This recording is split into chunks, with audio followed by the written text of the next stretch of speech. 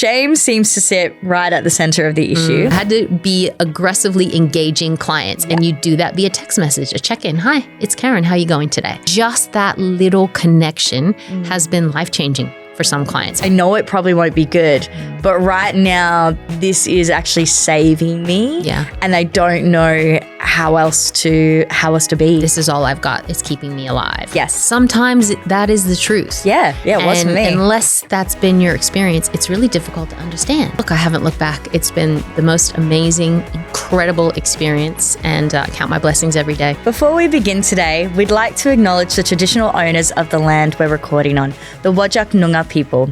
We pay our respects to our elders, past and present, and recognise the strength, resilience, and ongoing contributions of Aboriginal and Torres Strait Islander people across this country.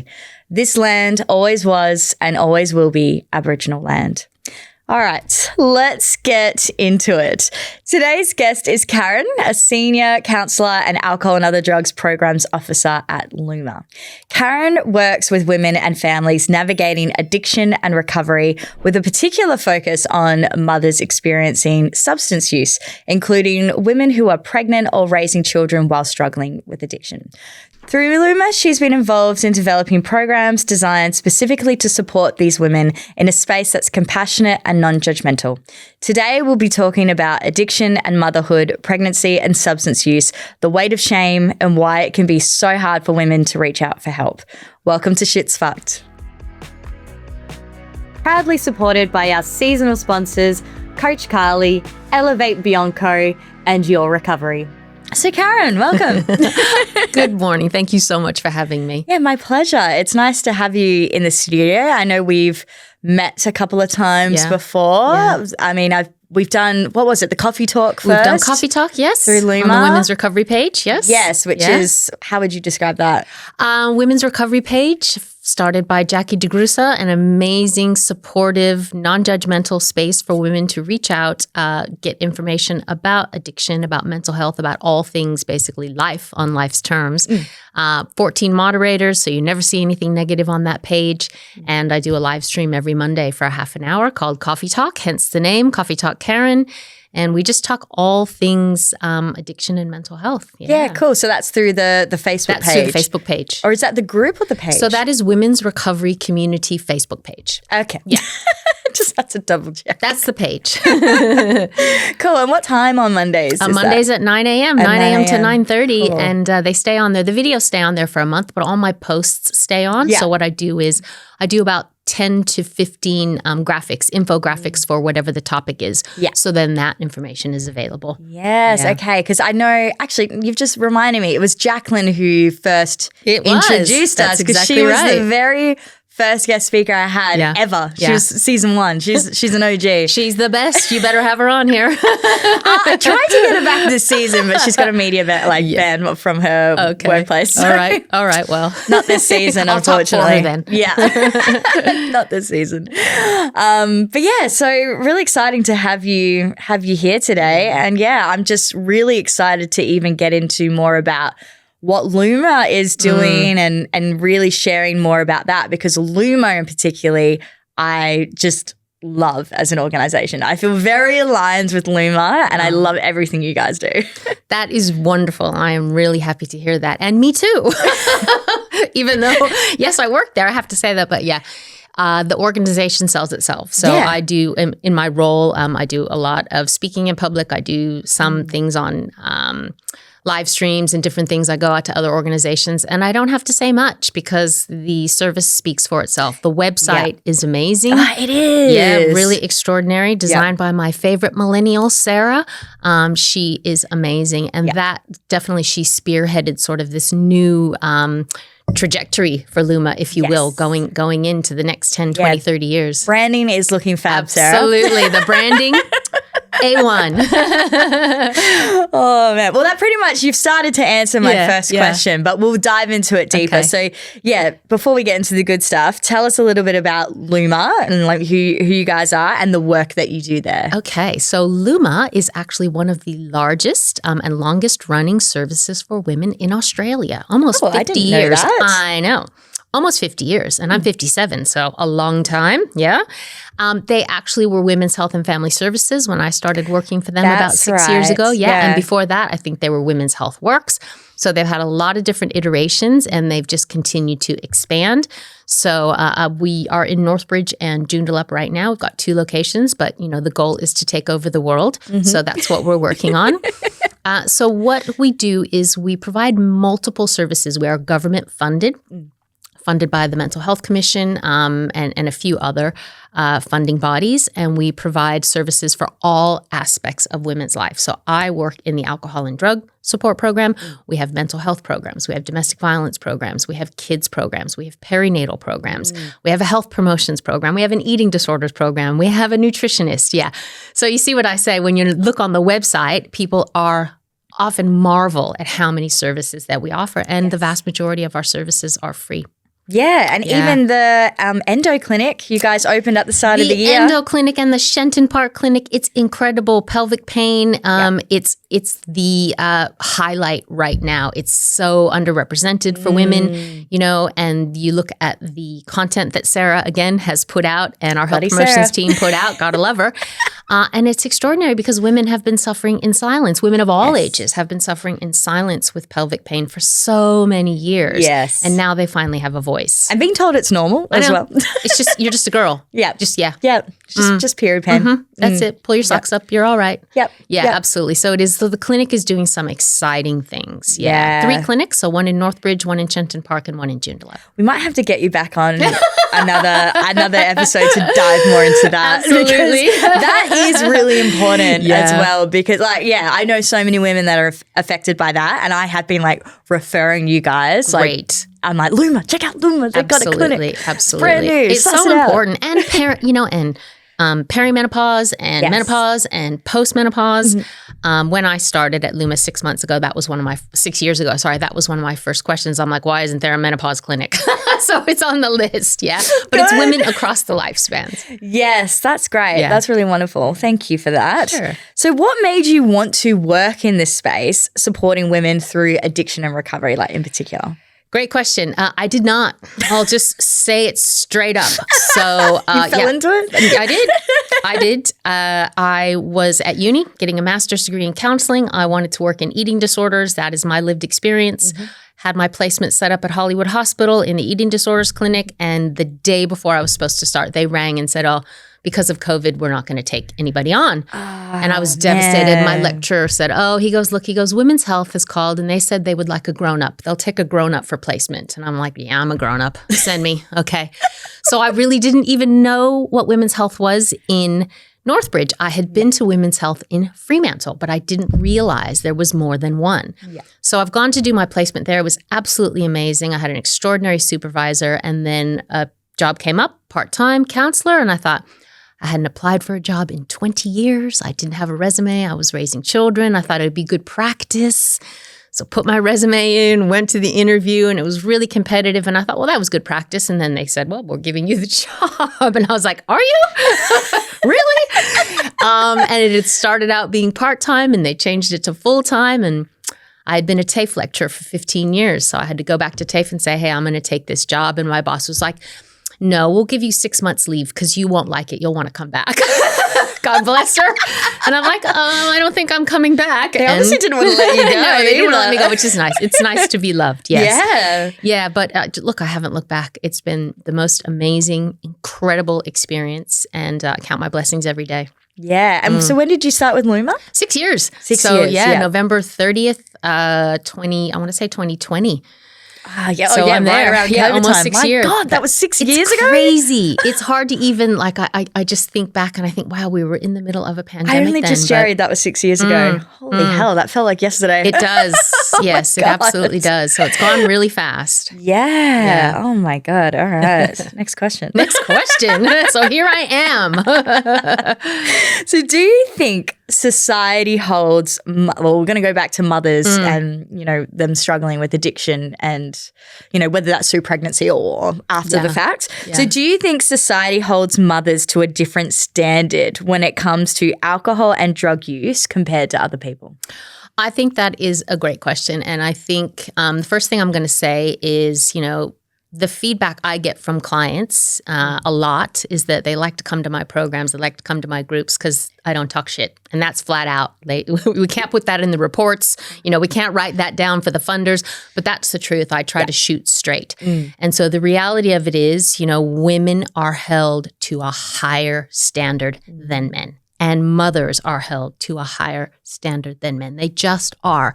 So I'm not making a political point. It's not an ideology. I'm saying facts. Yeah. So when women come, the shame is so overwhelming because the idea that a mother is using drugs is still in society. Mothers are put on this pedestal of high standards, and now we have trad wives to even make it even higher standards. Yes. And so the level of perfection that is required to be seen as a good mother it's inhumane. It's not achievable. We saw during COVID, some of the statistics coming out of COVID was we were seeing a 40% increase in women reporting problems with alcohol during the lockdowns. Yeah, and I think that was underreported, like most things are underreported. Significantly. As we know, most research is done on men. So, so I definitely think the shame and the stigma that goes along with it just holds women back from getting help. It really does, yeah. Yeah, and even I'm actually reading this amazing book by, her name is, I think it's Florence Given, something like that. Yeah. And it's called Women Living Deliciously. Right. And it's amazing. It talks about how women are often put in this space where we're viewed at like we're like objects, you know, we're meant to be looked at in a way that it's like something nice, something pretty, and we're not often like living within our bodies. We're not just experiencing life as a human. Like there's always a standard. Like there's always a standard that we're trying to meet. And it's the same for mothers though. It kind of like ties in with that as well. I mean, a lot of that goes to the patriarchy as well. Yes. Yeah. We won't delve into that. That's another podcast. That's an episode in itself. Right. But yeah, like I can imagine it would be really hard. And I think people just forget the amount of stress that mothers go through. And we're human. Like we go to what's the easiest option, right, to relieve ourselves. Like, and that's how addiction forms, right? Absolutely. So I can understand that. Yeah, and I think with the idea now, what social media has done, it's a lot of great things with social media, but we know that the negatives are there as well. And one of the negatives is the idea that you're seeing mothers highlight reels when they have babies and newborns, and now we're seeing, mom's giving birth to 3, 4, 5, 6, 7 babies at once, and everything looks picture perfect and amazing. And the reality of motherhood is that for many of us, it's ugly and it's messy and it's dark and it's lonely. And that was a lot of my experience with motherhood. So I think the shame that goes along if you experience postnatal depression, postnatal psychosis, any of those challenges as well. What do you have to be depressed about? You got a baby. Yeah. You won the lotto. Yeah. And I think, when you tack things on like infertility, you tack things on, health challenges, birth trauma as well is really, really underreported because, again, the idea is, well, you got a healthy baby, so move past the birth, don't think about that. Get on with it. Exactly. So women are holding so much. I think the phrase is emotional load. And I love that, literally, because then you can just imagine women with the weight of the world holding it. And what outlets do they have? Often that's where alcohol and drugs come in. That little bit of self-soothing. Definitely. Yeah. And I even would say that women are often shock absorbers. Absolutely, they are. So many different ways. Yeah. Buffers. Yeah. Yes. And this is what I heard from my own psychologist. She was really, really good. And she said, look, she goes, you have made your children and your husband's lives seamless. Yeah. They don't even realize. And at the time I was like, well, great, mission accomplished. That's the mom I want to be. But there's consequences to that as well. Yes. There are. Yeah. Yeah. See, because I'm not a mum. I'm a fur baby mum, but I'm not a person mum. Yeah. People mum? Do you call that a mother? Yeah. But I see the hardships through my sister who's got an 8-month-old now. So I'm starting to get a better understanding on the messy side of things and just how, as you said, how lonely it can be. Absolutely. Your life is completely changing as well. Like you lose your identity. Like it's It's a full-blown life transition. It really is. And it's not that it isn't happy and joyful and amazing. It's all those things, and it's torturous and dark and lonely. It's both at the same time. Yeah, absolutely. So I can see why a lot of mothers would struggle. Absolutely. For sure. So there's a lot of pressure on parents, especially mums, to have everything together. Do you think that pressure can make it harder for someone to admit they're struggling?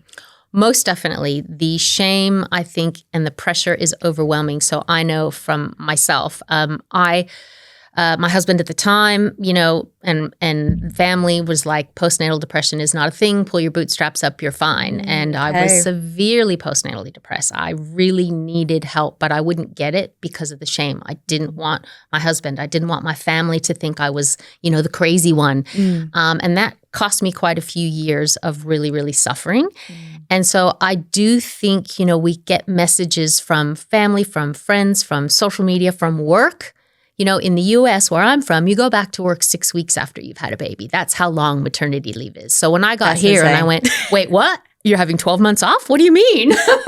Right. So we've got, Australia's doing one thing, right? Exactly. We've got some things in place, but I think just a recognition of the challenges of early motherhood and the isolation. And then if, depending on, my lived experience is childhood trauma, so I am a perfectionist, I'm an overfunctioner, so you bet that went into my motherhood. I was going to do everything perfect. My babies are going to be perfect. My mothering was going to be perfect. My house was going to be perfect. I was going to do it all. The house was going to be perfect. Everything.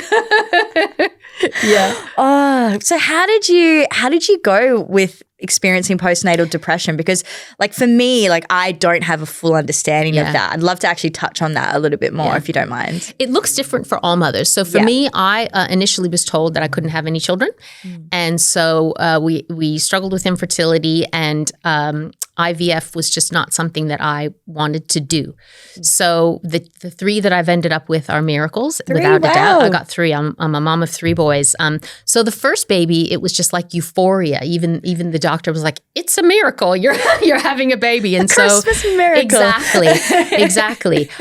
Baby number 2 was Exorcist baby. So he, if you're listening, love him. He's come out gorgeous, but he started crying from about day 8, and he cried 24 hours a day. He had probably a 10-minute break. He didn't sleep. Jeez. So straight away I slipped into postnatal depression. I did the things, went to Nagala, got support, but I was resistant. I was like, no, this is going to be okay. This is going to be okay. And it wasn't okay. It was diabolical. So for me, it looked like no sleep. It looked like being angry all the time, crying all the time, underfunctioning, which I am not naturally an underfunctioner. So I would be at 9 o'clock in the morning.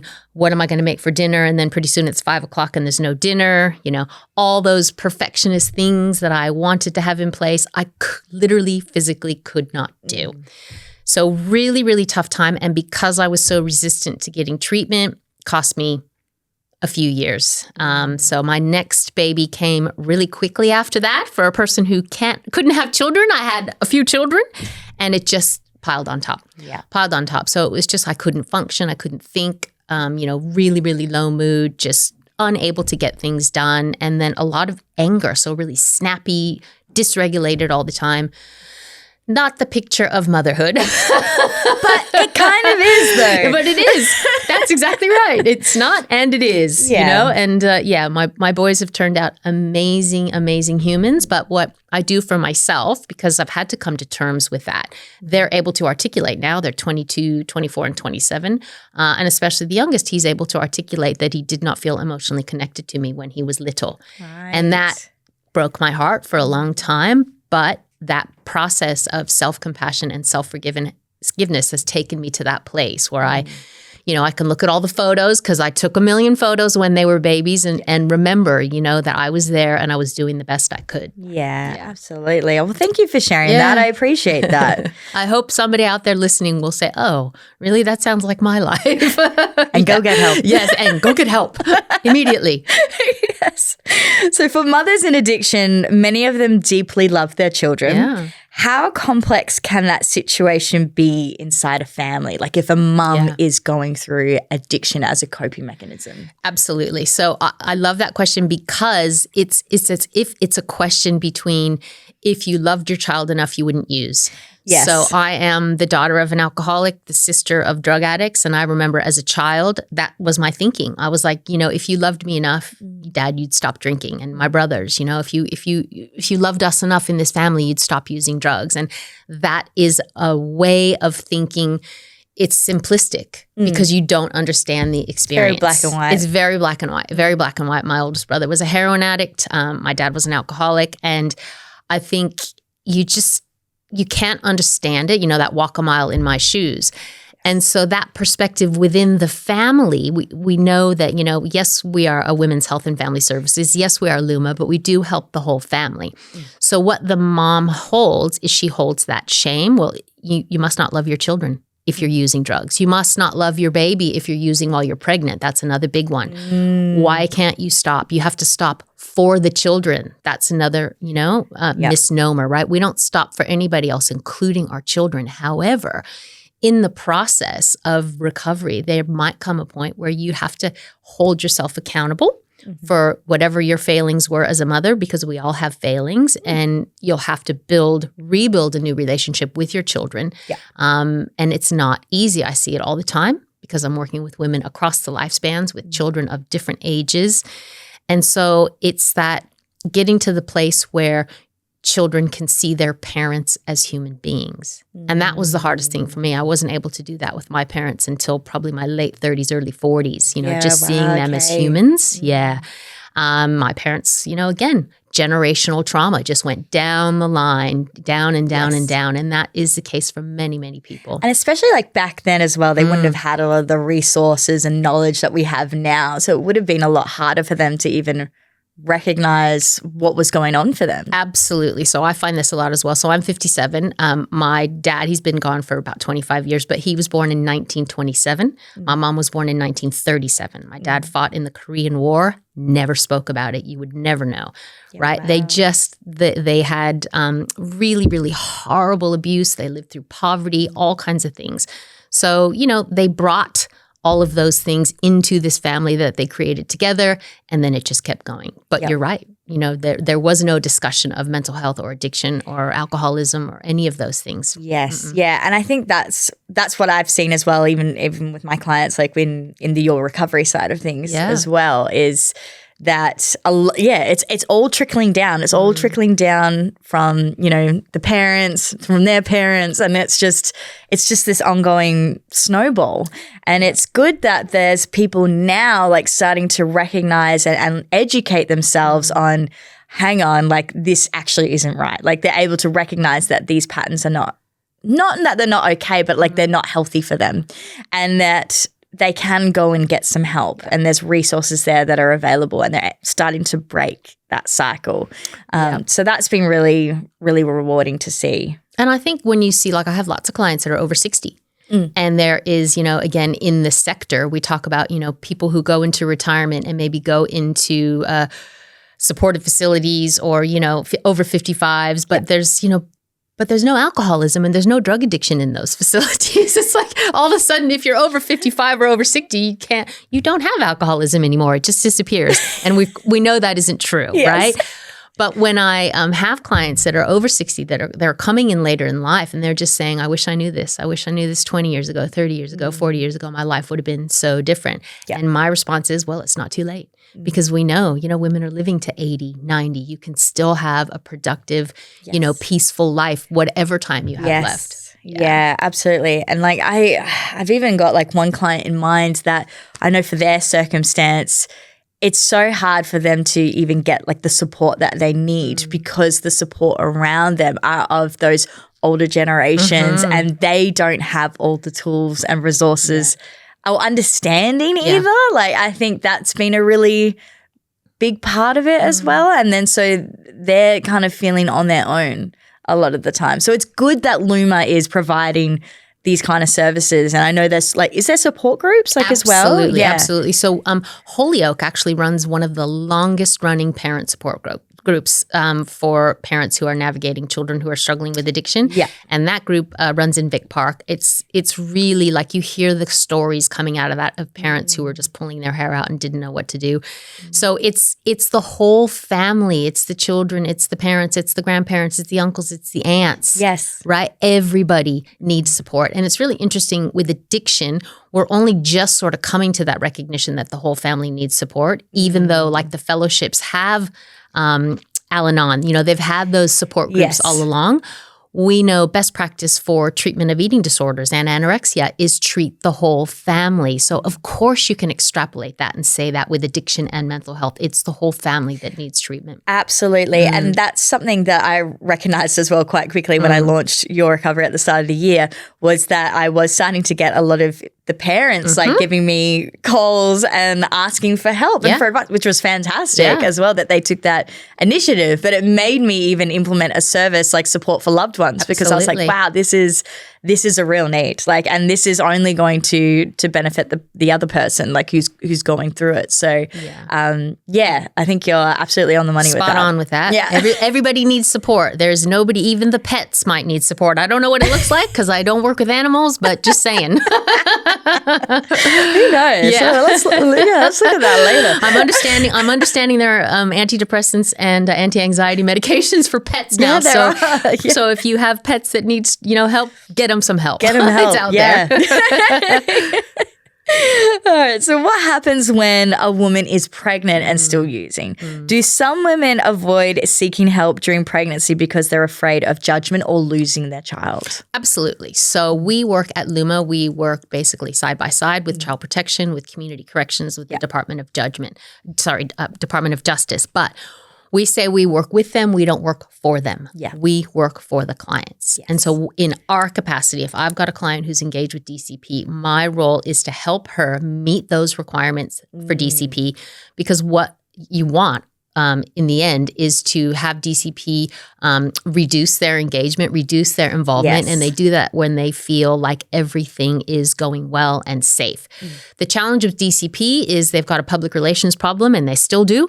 They've got the stolen generation underneath their belt. They've got highly overrepresented Aboriginal and Torres Strait Islander children in care.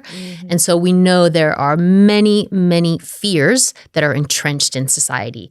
And the DCP staff that I have worked with, they're all doing their very best. They're human beings too. They're doing a job. They're passionate about the work that they do. So it's that balance when you have a mom who is using. The immediate fear is, what if people find out and someone's going to call DCP and they're going to take my baby? Well, I can tell you that DCP's goal is never to take people's children. Yes, that's true. And the challenge is there's nowhere to put them. And so DCP is really focused on kinship care and keeping children within the family unit for Aboriginal and Torres Strait Islanders, and everybody really keeping kids with their families, because we know that's the best outcome. But the number one outcome is to keep kids with their mothers and their fathers. So what I see in Western Australia, we have at King Edward, we have what's called the Wanda's Clinic. And that is, if you're engaged with DCP and you're struggling with addiction, your pregnancy will be followed through the Wanda's Clinic. And the Wanda's Clinic is staffed by the most amazing midwives, the amazing social workers, psychologists, psychiatrists, everybody you could think of is working in that clinic. And it is the most non-judgmental, loving space that I have ever encountered. So when you're in the Wanda's Clinic, you're getting the moms who are pregnant and in prison. They come over there for their treatment. You're getting moms who, again, are engaged with DCP. So they're getting their physical needs met, everything to do with baby, checking how baby's growing. And then they will sometimes engage with myself at Luma. So they can start getting some counseling if that's what they want. They can start having some of that engagement before the baby comes and then after the baby comes. So I find the service at Wanda's extraordinary. There's nothing else like it. I've never seen another program like it. I didn't know about it. It's absolutely amazing. So from woe to go, those midwives are supporting you through, and there's just no judgment. It's all about, how do we get you safely delivered? How do we get you and this baby to the best place you can be in? And how have you seen, what has been the outcomes of that program that you've seen? Look, really positive, challenging ones though, because there are times, I've sort of been working with them for the last couple of years. I sat in the Wanda's clinic Fridays for about 12 months. There are definitely outcomes where DCP is there and the baby is removed at birth. That does happen, but it doesn't happen as often as people think. And so they are looking for, especially the social workers there, they're writing recovery plans. They're putting things in place, providing support so that the best outcomes can be achieved. And I think just starting from that place, like when you're pregnant, it's the most vulnerable time ever. So the fact that they're getting that support for those, 7 months, 9 months, whenever they start in the clinic, that's a building block. That's a building that is setting them up for after that baby comes, when things get really hard, as we know, hard and dark and lonely and gruesome, that they have some supports lined up. Yeah. So it's ongoing. It isn't just That's like, okay, you've good. had your baby, you're out. Yes. Yeah. Oh, that's great. I think that's really important as well, because it's once you're out of those programs and you're on your own, that's when people can tend to be the most vulnerable. Absolutely. And ideally, what we created at Luma was a warm referral pathway. So there is also a program called Nurturing Families. My colleagues run that. Nurturing Families is a 2-year wraparound program. So Wanda's clinic clients can get referred into Nurturing Families. The capacity is quite limited because it's a 2-year wraparound program and it is based on funding, but it is extraordinary and their outcomes are amazing. And if you just imagine it, wraparound support in the first 2 years of your baby's life, who wouldn't benefit from Brilliant. that? Yeah, absolutely. So absolutely. good. So there are a lot of programs available for moms. There's also the MBU at King Eddie, and a lot of people don't know there's a mother baby unit at King Eddie. And they provide that wraparound care. You can be in there if you're struggling with addiction, if you're struggling with mental health, they're there to provide that helping hand. Yes, that's so good. I actually probably should do some further research. I'll talk to you about this another time about those, because I do need to get those resources. Yeah, absolutely. Because people need to know about them. People need to know, and also people. What I find is that in 6 years, I have seen so many services come and go. So it's never just a one-time learning. It's like, oh, this service, this service, this service. You have to always be looking out for new services, looking for ones that maybe lose their funding and close down. Yes, that's a thing too. Yeah, well, this is exactly why I went the private route. The profit for purpose route. Yes, exactly. That's it. Profit for a purpose. Way to go. So we can stick around a bit longer. Definitely. Okay. So shame. Let's get back to shame. Shame seems to sit right at the center of the issue. So how prevalent is shame for mothers struggling with addiction?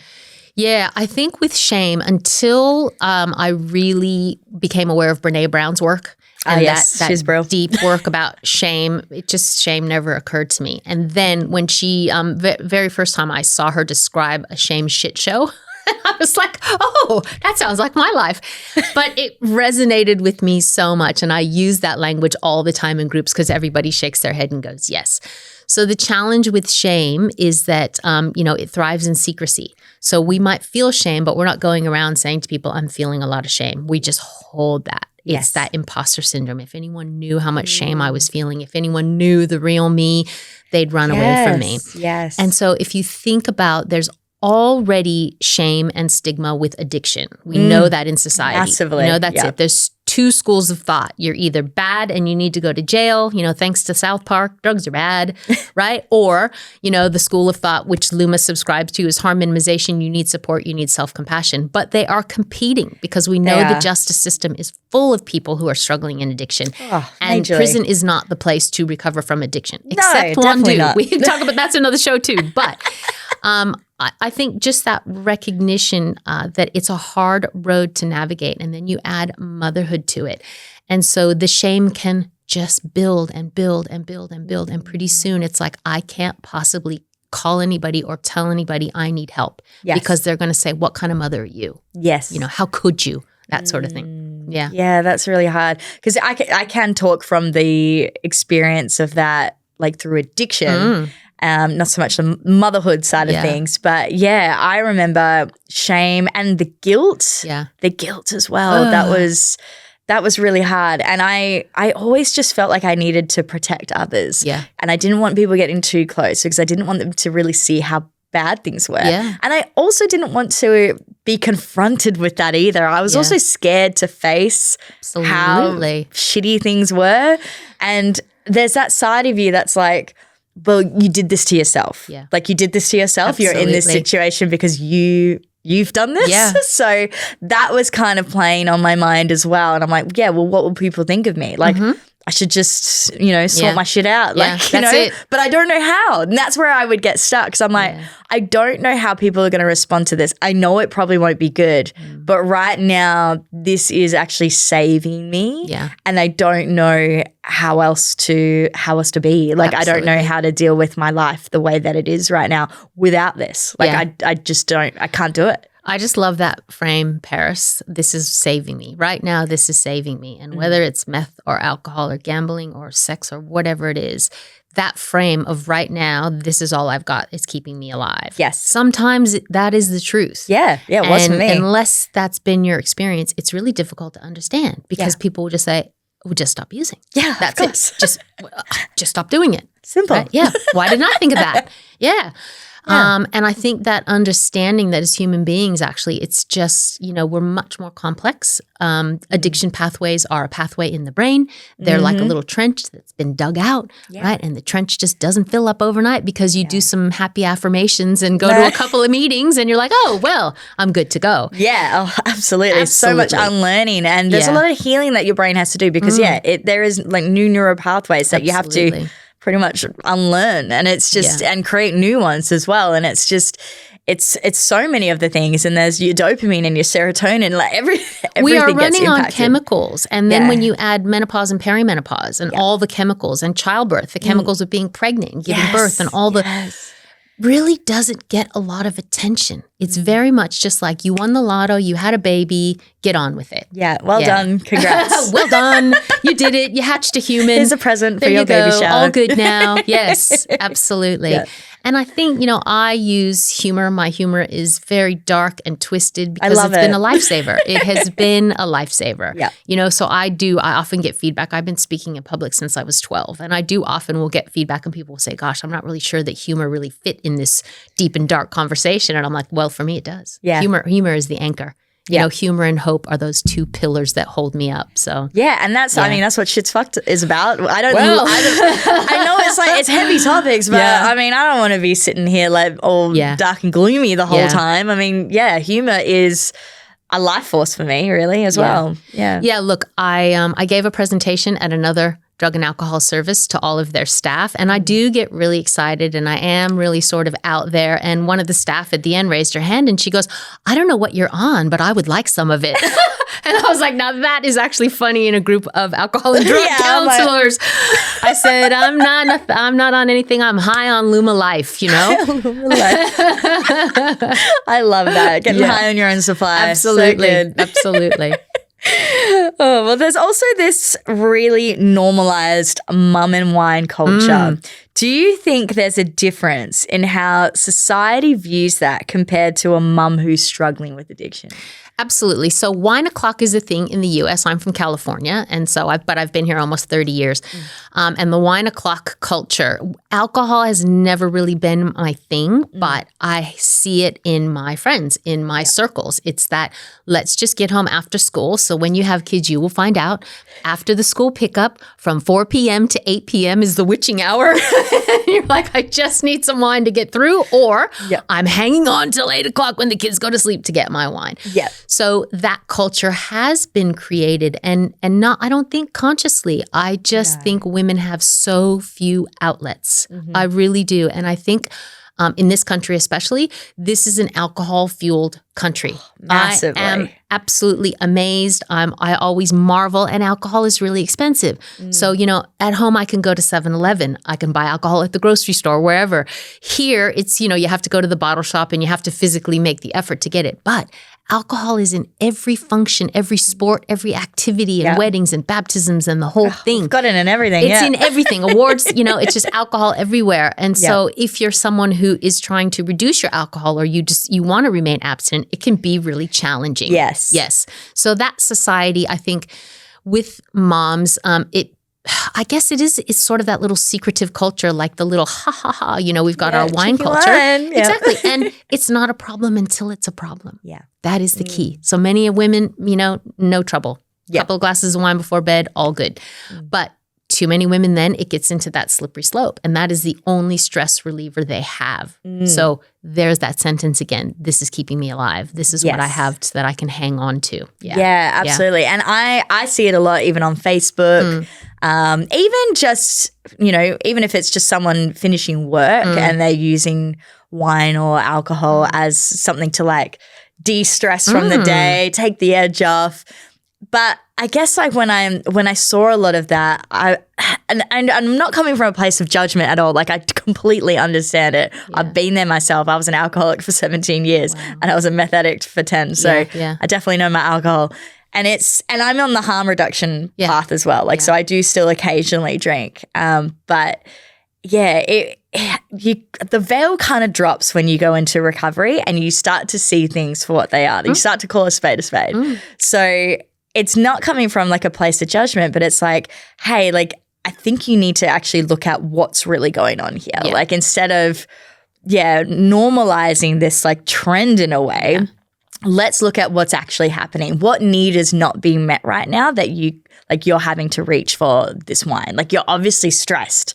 How can you regulate yourself in other ways? Like, and I only know all this now and can reflect like that because I've done all this work. It's hard to do that in the moment, but I think it's important that we do start like catching ourselves and just be thinking, hang on, like, why do I want this right now? Yeah. Like what is my body like needing? Yeah. What am I feeling? Like what's going on physically, mentally? What's happening right now that is making me need this? And making that a normal part of your day as well, I think is really important. Absolutely. I think CBT gets a bad rap. That's cognitive behavioral therapy. It's seen as simplistic crackerjack therapy. I can tell you right now, every modality ever invented has come off CBT, right? 100%, they've ripped off CBT. They've ripped off Buddhism.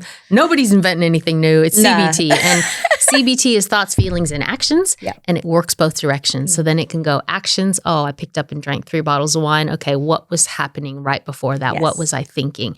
It is to me, it's the building block of starting to find the why. Yeah. Why is alcohol playing this role in my life? And do I want it to continue? Why is meth playing this role? What purpose is it serving? Because we use drugs and alcohol for really good reasons. We do. Let's just say that. Facts. Yeah. And I think with the harm in, people say, oh, well, that's the easy way out. It is not the easy way out, right? It's a lot of discipline. There's no such thing as an easy way out, right?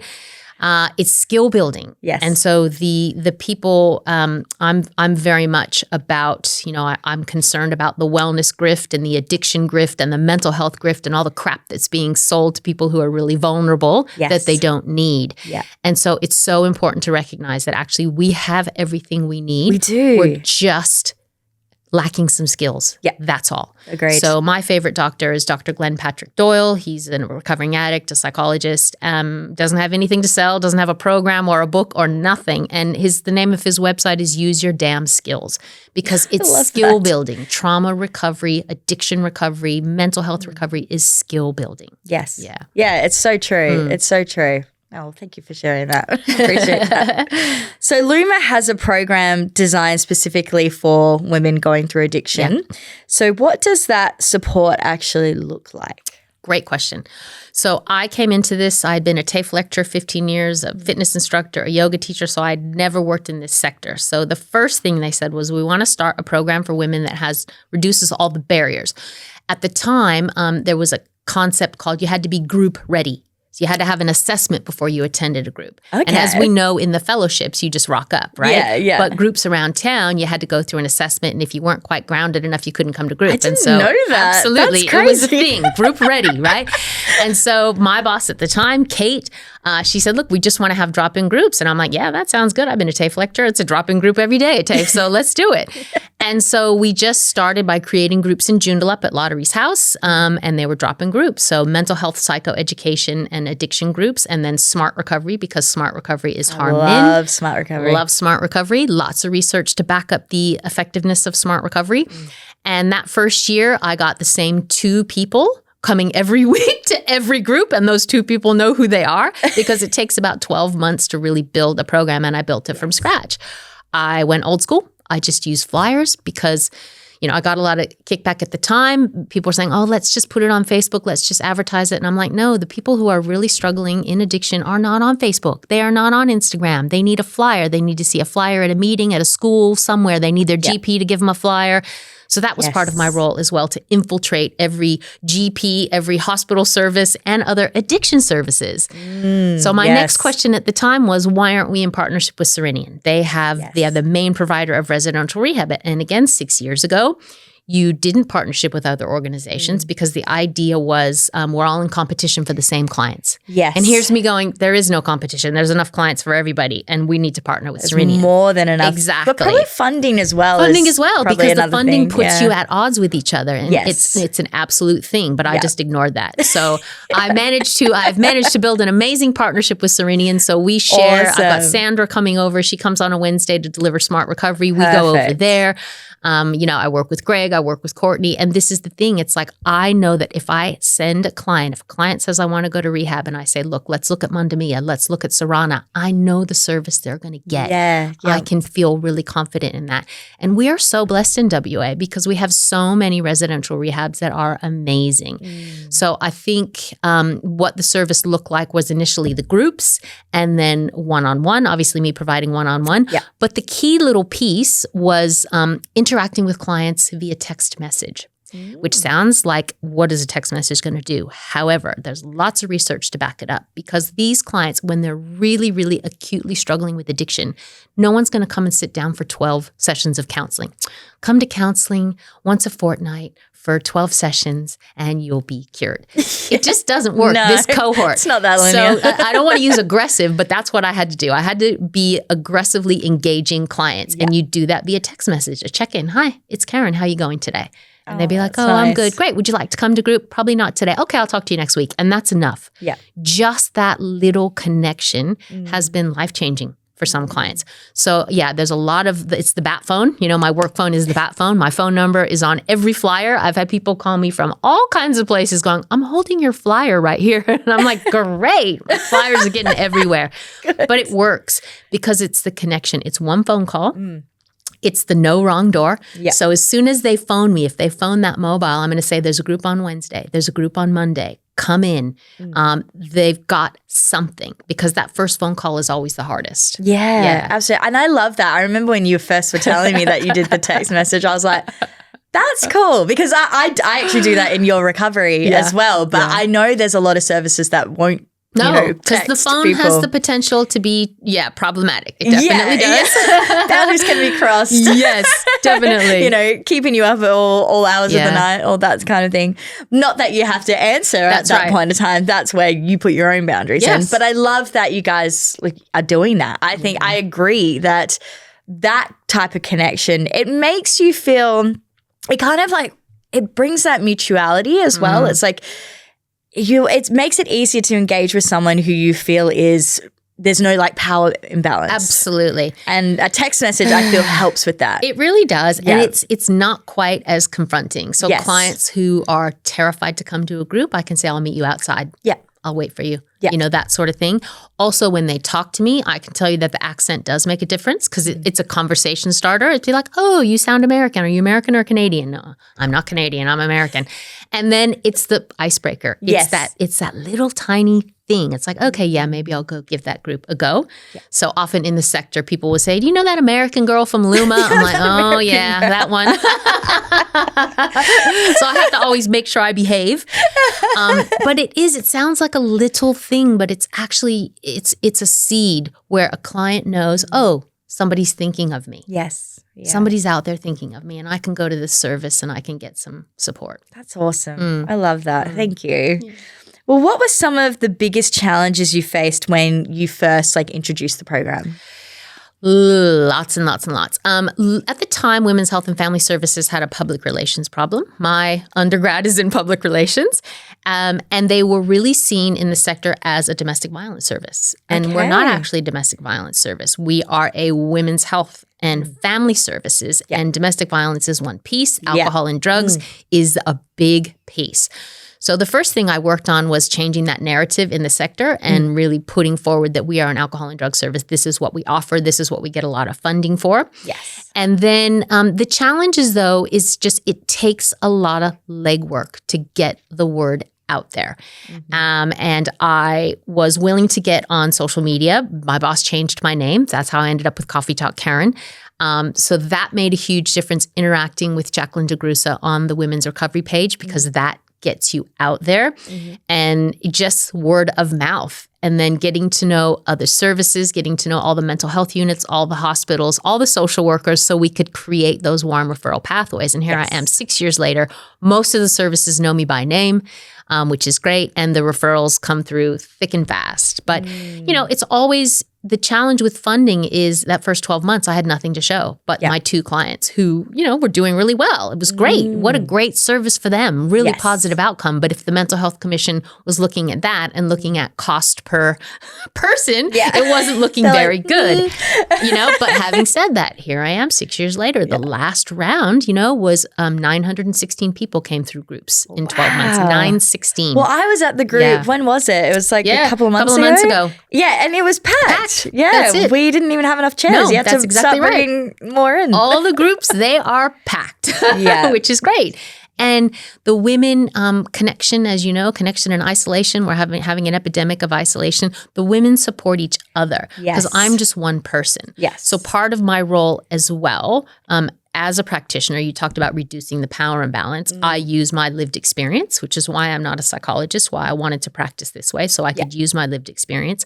But also, I let them know that I'm not actually doing anything except providing information. They're actually living their lives. They're doing the work. Yes. Right? And that is one of the keys is that as human beings, we outsource. We want to think someone else knows better about our life. Someone else has the answer. They'll fix me. I'll just do what they say, which is where the grift comes in. I'll just buy this program. I'll buy that, do that, whatever. Yes. Yeah, exactly.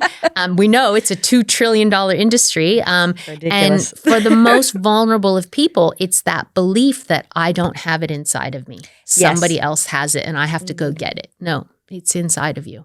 Yeah. It's been there the whole time. Absolutely. Yeah. I often even think of recovery in a way, particularly addiction recovery, that you've never lost, you're never, what's the word? I was my brain is blanking now. Your authentic self is never lost. Yes. It's always there. Yeah, you're just reconnecting. That's exactly right. And it was never gone. No. And it was never broken. It was none of this. It's literally just reconnecting back. Absolutely. That's what I was trying to say. And that's it. And that's that narrative. So DBT, dialectical behavioral therapy, uses the wise self. But again, DBT is ripped off Buddhism. So Buddhism calls it the Buddha self. Christianity calls it the Christ self. Everybody has a name for it. It's all the same shit. Exactly. Oprah says your authentic self, right? Yeah. That always stays the same. That's your anchor. It's there, but it gets covered over. That's the key. So you're just peeling back the layers to get there. Yeah. And that's, I think that narrative of we're damaged, we're broken, that has been fed to us from a very young age. And a lot of different perspectives for women. If you're not skinny and blonde and beautiful and quiet, you're damaged or broken or not good enough. And then we throw in addiction and we throw in mental health. And it's oh no, you're really just, you're really fucked up. It. Exactly. That is the message that we get. And nothing could be further from the truth. Yeah. And you're not wrong. And one of the things I was actually going to ask you is particularly for mothers who are coming into the groups, was it difficult for mothers to show up to groups? I'll tell you what, I started a specific group for pregnant mothers and mothers with young children. I partnered with the Spear Center in Heathridge. The Spear Center is amazing. They have this beautiful creche. Luma funded the creche so moms could come to this group, put their babies in creche and get some services. Yep. Yeah. I ran it for over a year and I couldn't get any moms to come because the stigma and the fear of coming to a group while you're pregnant or with your tiny child and disclosing openly that you're using drugs, the fear that someone's going to ring DCP is so overwhelming, so difficult. I only have begun in the last probably year and a half to actually be able to get pregnant moms to come to any of my SMART groups. Yeah, wow. And the thing they say is, oh God, I was waiting for everybody to just rip me a new one and judge me. And I'm amazed that nobody judged me. It's no, you won't get judged. No one's calling DCP. But that challenge of overcoming that fear, because the fear is overwhelming. I struggle with that. Yes. No matter how warm and friendly and loving I am, it takes time to build a relationship. People don't know me from a bar of soap. So I come along and say, come to this group. It's okay that you're 7 months pregnant and injecting meth. That's okay. We're not going to judge you. And they're like, please. It's hard. It's really, really tough. That's what I was thinking. I was like, that would be really difficult to show up, especially in a public setting. Absolutely. And this one horse town that we call Perth, it's 1 degree of separation. Yes. Everybody knows everybody. Yeah. That is the other fear as well. Yeah. Someone's going to tell somebody and someone's going to find out and tell the mom's group and, all that. Of course. But I will say that I am determined, ever optimistic and ever hopeful, and I keep at it. Good. Excellent. That's what I want to hear. Yeah. So what do you wish the public understood about mothers who are struggling with addiction? What I wish they would understand is it's not a choice between their child and the substance. Oh, amen. That's it. That's it. It's like, amen. It is not a choice. They are not choosing the substance over their baby in the womb, their toddler. They're not choosing. It's not that black and white. I wish people would understand that by helping moms in addiction, we are going to the coalface. Yeah. That's what the Wanda's Clinic is. The Wanda's Clinic at King Eddie is the coalface. Let's help now. Yeah. And so then we can stop that generational, right? That's what I wish people would understand. And shaming people, like humans don't change via shame. No. We just don't. We don't make any permanent progress lasting through shame. Yeah. Yeah. Absolutely. That's it. And whether it's you shaming yourself or other people shaming you. It's not the way humans It's not work. helpful. It's not helpful. And that's not how we learn either. And it's so difficult as well because I can think of a client as well that I would love to get to like one of the groups as well. But again, it's like that shame coming up. It's so powerful. And, different people have different reasons. Shame is anchored to many different things. My self-talk is how dare you and who do you think you are? So people will be anchored to shame for I have so much, other people have less than me, or I have no excuse. I hear that a lot. I have no excuse to be an addict.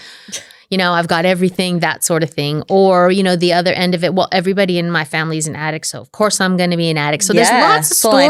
Exactly. Shame has so many different faces. And it is layers of an onion. So I say to people, I'm 57. I've been in therapy since I was 19. And I'll probably keep going to therapy for the rest of my life. So sometimes people will say to me, well, geez, how long do you need to go to therapy? And I'm like, well, how long is a piece of string? How long does it take to recover from 19 years of sustained childhood trauma? And there is no answer. I describe myself as recovering, not recovered. I prefer that language. I'm a work in progress. And we hear that now. We hear living recovery, right? Yeah. But human beings, I think the other bit of shame is that we want a beginning, a middle, and an end. This is straight out of Brené Brown's work. That's how our brains work. So, okay, I'm in addiction. I go to recovery. I'm never using again. I'm good. Yeah. And alas, it does not work that way. No. Especially with trauma, right? Yes. The layers of trauma impact us. And that's not true for every person. Everybody's different. And I think for me, I've just accepted that it started at such a young age that this is my path in this lifetime. So I'm going to be peeling off the layers probably until I die, and I'm okay with that. I wasn't, for the first 45 years of my life, but now I am. And I think with addiction recovery, we know that relapse is part of it. It's very we're normal. Going around in a circle. There's nothing linear. So when you add the initial shame and then you put a relapse on top of it, then it's like, I'm never going to get this. That's it. I'm too far gone. I can't be helped. And it's like, no, absolutely not. No one's ever too far gone. Yeah, absolutely. And I really wish we could start all looking from a lens of compassion. And when we see someone going through this, instead of being like, oh my God, like what? You're a mother. Like, what are you doing? Like, exactly. Sort out your shit. Yeah. And just thinking, wow, like they must be really struggling. Like they must be really, really struggling to be at this point right now. Like maybe I should ask them if they need help. Or Absolutely. what could I do to help them in this point of time? It is a frame of the language, isn't it? And this is Bruce Perry's book, What Happened to You? What we usually say is, what is wrong with you? Right? And then you flip that on its head. What happened to you? It's just a completely different lens to look at people and then dig that compassion out. whether you have to dig compassion out for yourself or for other people. Yeah. I am only a recent convert to self-compassion, and I say that openly. Until I started doing this work, I was like, self-compassion smashing. Everybody just get their shit together. All right? There's no excuses. Exactly. There are no excuses. And then I came into this work, and I've had it modeled for me by some of my amazing colleagues. My colleague Sandy, she's like, no, Karen, the way of the Jedi is self-compassion. I'm like, really? And you know what? Thank God for her, because she's absolutely right. And that is the truth for every single woman that I work with, is they will, when they first come, they're like, I don't have an ounce of self-compassion. I just need to figure out how to stop using these drugs. And when I say, well, self-compassion is actually the base. It's the foundation which we build everything on. Yes. Damn it. I wish it wasn't, but it is. Truth. You know, and it seems like I hear things like I don't deserve self-compassion or, you know. That's a lack of self-love. Exactly. It's a lack of self-love, that hustling for worthiness. I have to earn self-compassion. I have to earn rest. I don't deserve it. That narrative, I want to smash it on the head. You to earn shit. Absolutely. You are worthy just because you're here. Yeah. That's it. Exactly. For just being. Just being. That's it. Yeah. Yeah. Oh, real truth. So if people want to learn more about Luma or access support to the groups, where can they go? Great. So we have support at luma.org.au. That's really easy. You can jump on the Luma website. Everything is on there. That's Fantastic just website. I know. Fantastic website. Have a look at Sarah's work. You can also ring us, 330-5400. You might be, if you're in Perth and you know you're in the sector, I guarantee my flyers are everywhere. They're at Serenian, they're at Palmerston, they're in the hospitals, they're in the prisons, they're everywhere, so you can find me. You can jump on the Women's Recovery Community page. That is a Facebook page. It is a private Facebook page, so you have to ask to join. 14 moderators. You'll never see anything negative on there, so it's a really safe space. Yeah. So it's not like we can't be found. Yes. Come and find us, right? Come along. The groups that I run during school terms. So they'll start again the week of April 20th. I have groups in Northbridge. I have groups in Joondalup. We even have a men's recovery group. Yes. Run by my favorite and one of few males at Luma, Kelson. So men's recovery group runs at Lottery's house on Thursdays at 12:30. You don't need to do anything but show up. You don't register as a Luma client. You don't do anything. You just bring yourself. Yes. Yeah. And I think that's also an important thing to note. Like, you don't have to register to be a Luma client to attend these groups. You just show up. Yeah. That's exactly right. Yep. And drop in, drop out. Drop in, drop out. Eat my biscuits. Eat my trauma-informed biscuits, as we call them. Drink my coffee. Drink my tea. I think that's really important too, is that people have the idea that if I go to a group, I'm going to have to share. Yeah, And no, that- you don't have to. Absolutely not. Yeah. You never have to speak a peep. You can just come and listen. Yeah. And I think there was quite a few people as well that were in that space, like when I last was there. Absolutely. And Just that's sit quietly. fine. Yeah. That's exactly right. Yeah, Test cool. out the flavors of the biscuits. Yep. If you're hungry, come in. Exactly. All right. To wrap it up, Yeah. if a woman listening right now is struggling and feels too ashamed to ask for help, what would you say to her? Ooh, I've been there. Yep. I had, at my lowest point, somebody that I knew put a hand on my thigh and reached out to me, and my initial response was, no, I'm fine.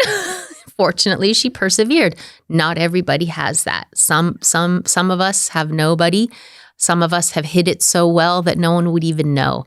So if you're overwhelmed with shame right now, the first step is one phone call. So what we say at Luma is there's no wrong door. If you make a phone call to Luma, you're going to get one of my support staff. You're going to get one of my intake team. And if we can't help you, we will tell you who can. So it's always one phone call. It's never like, oh, you need to try 7 other places. It's one call to Luma. It's one click on our website. That might be the step. You just click on the website and have a look around and see what services are available, and then just think about it for a while. No pressure. The way that you engage with Luma, it's free, so you don't have to think about it. I don't have any money. In Northbridge, we have a creche, so maybe if you have little ones that you can't get any childcare for, you might be able to access the creche when you come to groups. So it is a step forward. It's one little baby step forward. So it might look like just looking at the website, just looking at the Women's Recovery page, or it might look like a phone call. Yeah. Or it might look like just showing up to a group one day, and chances are I'll be there. Come along. Have a biscuit. Yeah, have a biscuit. That's exactly right. Oh, well, thank you so much for coming on the show today, Karen. This was a really insightful talk and a really important one as well. And yeah, I really hope that there's women out there that listen to this will be able to recognize that there is no shame in getting help, and that there is help available if they need it. Absolutely. Thank you so much for having me. And I'm so grateful. And I hope whoever hears this, whoever needs to hear it, it gets to them and they come along and get support. Thank you. Thank you.